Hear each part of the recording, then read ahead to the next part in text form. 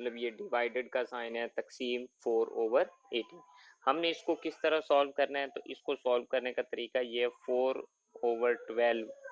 Division का जो sign है ये चेंज हो जाता है मल्टीप्लीकेशंस में, और उसके आगे जो फ्रैक्शन होती है, जो नंबर होता है, वो उल्ट हो जाता है, रिवर्स हो जाता है। मतलब कि नीचे वाली टर्म ऊपर लिखी जाती है और ऊपर वाली टर्म नीचे।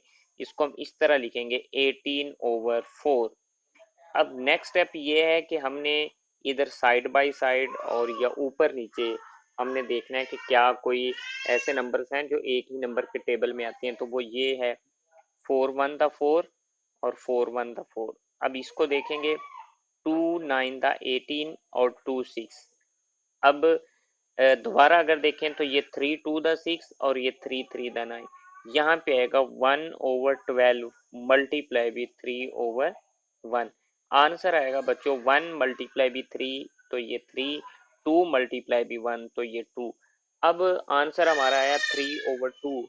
हमने इसका आंसर कंपाउंड फॉर्म में लेके आना है, तो हम क्या करेंगे, 3 चूंकि ये ऊपर न्यूमिनेटर है, 2 डिनोमिनेटर है, तो 2 पे डिवाइड करेंगे, 2 1 2, तो ये माइनस करेंगे, आंसर 1 आएगा। अब इसको लिखेंगे किस तरह, 1/1/2। तो ये बच्चों रिक्वायर्ड आंसर आएगा। तो ये डिवीजन वाले सवाल आते हैं, इनको किस तरह हमने करना है, तो डिवीजन के साइन को मल्टीप्लिकेशंस में चेंज कर देते हैं और आगे जो फ्रैक्शंस या जो नंबर होता है उसको उल्टा देते हैं। नीचे वाला डिनोमिनेटर ऊपर न्यूमिनेटर बन जाता है और न्यूमिनेटर ऊपर से नीचे आ जाता है और वो डिनोमिनेटर बन जाता है। इसके बाद इसका पार्ट नंबर 2 है, बी पार्ट। तो बी पार्ट जो है उसको हमने किस तरह करना है, पहले उसकी स्टेटमेंट है 3/25 डिवाइडेड बाई 9/49। 9/49। तो इसको अब हमने सॉल्व करना है। तो इसको किस तरह हम करेंगे, जिस तरह हमने क्वेश्चन नंबर 1 किया है। तो ये आ जाएगा 3/25, ये डिवीजन का साइन चेंज हो जाएगा मल्टीप्लीकेशन में, और 45/9। अब हमने देखना है कि क्या ऊपर नीचे या साइड बाय साइड वो नंबर्स ऐसे हैं जो एक ही नंबर्स के टेबल में आते हों। तो वो आप देख लें कि 3/1 और 3/3 और उसके बाद अगर हम 25 और 45 को देखें तो ये 5/5 5/9 अब इधर आंसर आएगा 1/5 मल्टीप्लाई भी 9/3। अब ये देखें 3/1 और 3/3 आंसर क्या आएगा, 1 मल्टीप्लाई भी 3, ये 3 आएगा, 5 मल्टीप्लाई भी 1 तो 5/5। ये हमारा बच्चों रिक्वायर्ड आंसर आएगा 3/5। इसके बाद अब हम सी पार्ट करेंगे। तो उसकी जो स्टेटमेंट है वो है हमारे पास 5/60 डिवाइडेड बाई 7/20। अब इसको भी हमने वैसे ही सॉल्व करना है। तो ये आ जाएगा 5/60, डिवीजन का साइन मल्टीप्लिकेशंस में चेंज हो जाता है। ये हर जगह यही अमल करना है, जब भी आपके पास नंबर्स हैं या आपके पास फ्रैक्शंस में नंबर दिए हुए हैं, जिस तरह भी है, तो वो डिवाइड कर रहा है एक नंबर दूसरे को, डिवीजन उसमें चेंज कर देनी है हमने, मल्टीप्लिकेशन में आगे जो फ्रैक्शंस होगी उसको हमने रिवर्स कर देना है, इन्वर्स कर देना है, नीचे वाला नंबर ऊपर चला जाएगा और ऊपर वाला नंबर नीचे आ जाएगा। तो ये आ जाएगा 20/7। तो अब आप देख लें बच्चों कि ये 20 और 60 ये आ जाएगा 2 पे, अगर हम करें 2/1 और 0, इसको करेंगे 2 3 6 और 7 0। अब 2 5 10, इसको करेंगे 2/1 रिमाइंडर 1 इधर लेके आएंगे 10 तो 2 5। अब ये हमारे पास आंसर आएगा 5/15 मल्टीप्लाई भी इधर 5/7। तो दोबारा 5/1 5 3 आंसर क्या आएगा, आंसर बच्चों हमारे पास आएगा ये 5, सॉरी ये 1/3 मल्टीप्लाई भी 5/7।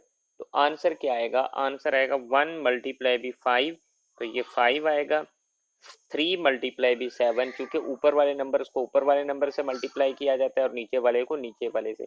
3 मल्टीप्लाई भी 7, तो ये 21 आएगा। हमारा रिक्वायर्ड आंसर 5/21 है।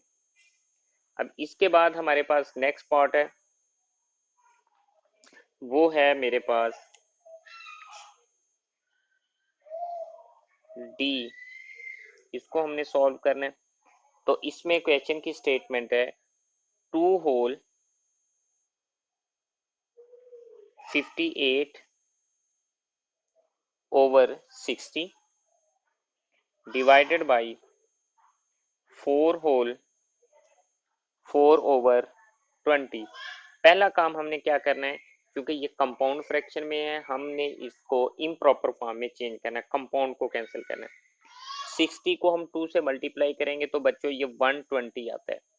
120 में हमने 58 ऐड करना है, तो ये 8 प्लस 0 क्या आएगा 8, 5 प्लस 2 तो ये कितना आएगा 7 और 1, ये आ जाएगा 178/60 डिवाइडेड बाई, इधर भी इसी तरह करेंगे।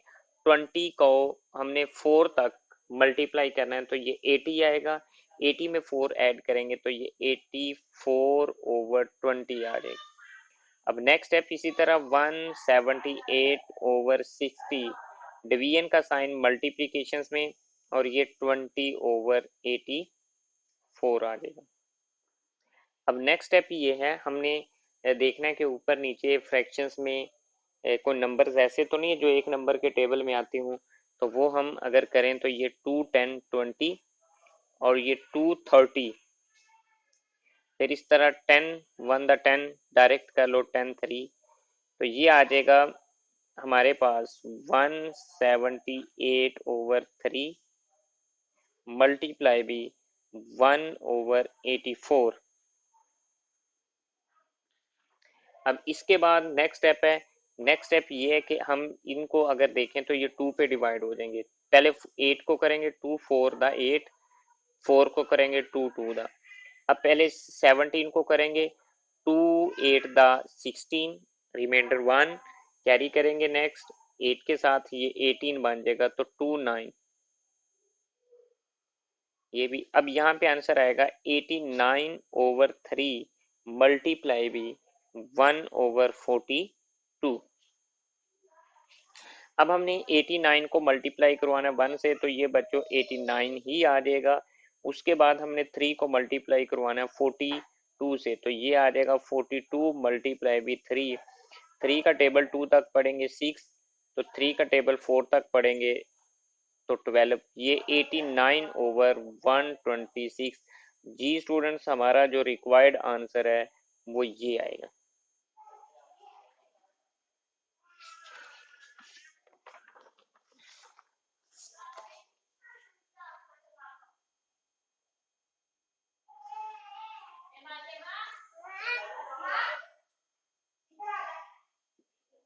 इसके बाद हमारा जो नेक्स्ट पार्ट है वो ई पार्ट है।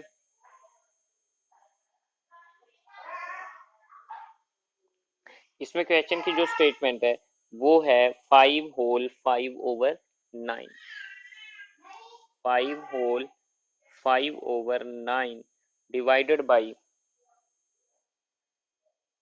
9 होल 6/7। अब हमने क्या करना है, सबसे पहला काम ये है कि हमने ये जो कंपाउंड फ्रैक्शंस में है इसको कन्वर्ट करना है इम्प्रॉपर फॉर्म। 9 का टेबल पढ़ेंगे 5 तक, तो 9 5 द 45 और 5 ऐड करेंगे, ये बच्चों आएगा 50/9 डिवाइडेड बाई, इधर भी यही करेंगे। 9 का टेबल 7 तक पढ़ेंगे, तो ये 63 और प्लस 6, 63 प्लस 6 ये 69/7 आ जाएगा। तो नेक्स्ट 50/9 डिवीजन कन्वर्ट हो जाएगी मल्टीप्लीकेशंस में 7/69। अब हमने क्या काम करना है, देखना है कि क्या ये ऊपर नीचे कुछ नंबर्स ऐसे हैं जो एक ही नंबर के टेबल में आते हो। तो अब ये कोई भी ऐसा नंबर नहीं है जो एक ही नंबर के टेबल में आता हो। तो फिर अब हम क्या करेंगे, 50 को 7 से मल्टीप्लाई करेंगे, 7 0 द 7, 7 5 था, ये 35 आ जाएगा। उसके बाद 69 को हम बच्चों मल्टीप्लाई करवाएंगे 9 से, तो 9 9 दा 81, तो यहाँ पे 1 कैरी करेंगे 8। नेक्स्ट 9 का टेबल 6 तक पढ़ेंगे, 9 का टेबल 6 तक पढ़ेंगे, ये 54 आता है। और 8 प्लस करेंगे इसमें, तो 8 + 4 12, कैरी करेंगे 1, 8 को टेबल 8 का टेबल 5 तक 40 और 1, ये आ जाएगा 4।